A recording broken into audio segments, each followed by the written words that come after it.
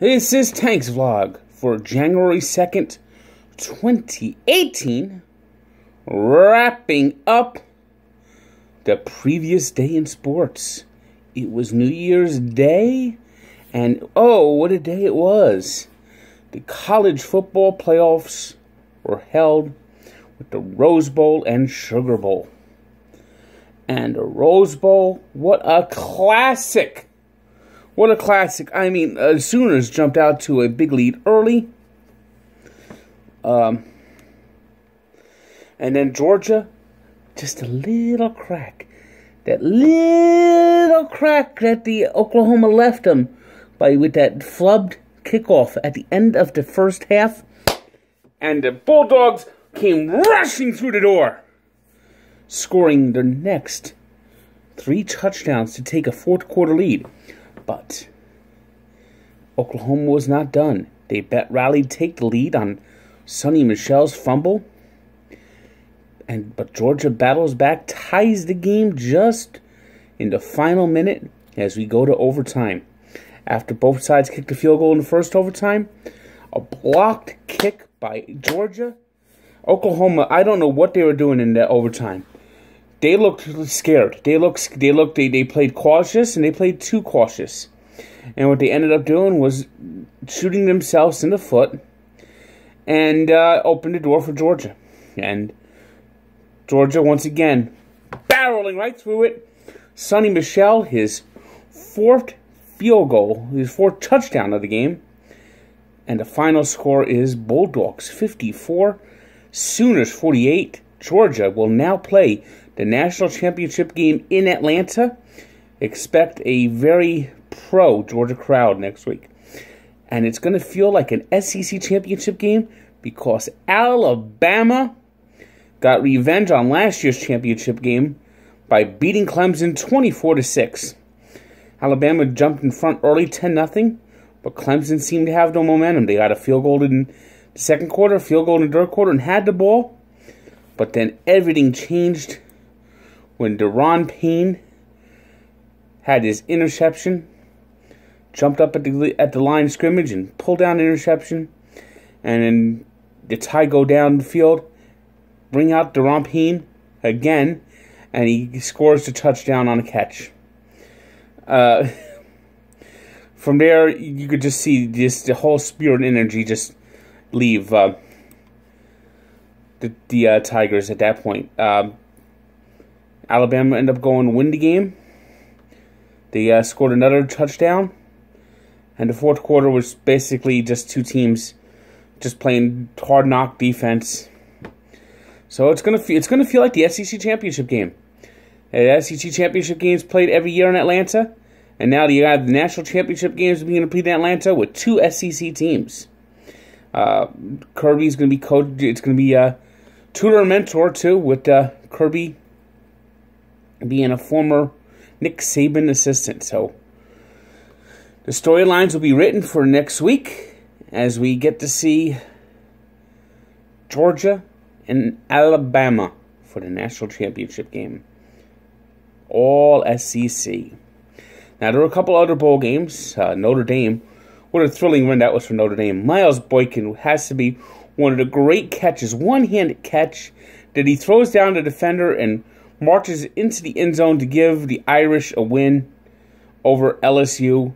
And this didn't look good for Notre Dame. They had a lot of players suspended. LSU dominated the first half, but were down 3-0 as they couldn't get in the end zone. They couldn't finish drives, and they missed field goals. The Tigers did get in front for most of the second half, but Notre Dame just hung around, got a touchdown and 2-point conversion to take the lead. And once again, LSU couldn't get in the end zone. This time they made the field goal, but the Irish, they got the win. What a catch by Miles Boykin. Central Florida finished the season 13-0. It's a shame that they didn't get a chance to play in the college football playoff because there's only 4 teams. This is why we need 8 teams.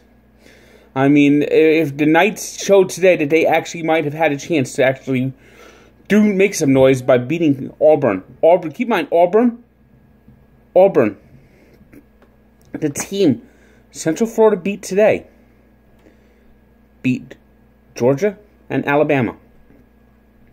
Those are the two teams that will be playing for the national championship game.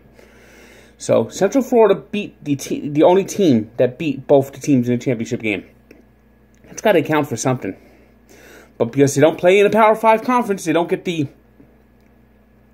love. This is why the NCAA is just absolutely full of it. Absolutely full of it.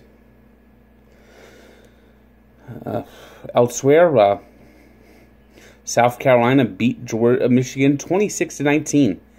I think the honeymoon in Ann Arbor is over for the Mr. Khaki, Jim Harbaugh. If he doesn't get this team moving forward next year, I think there's going to be a lot more grumbling. There's murmuring. There's mumbling now. There's mumbling now.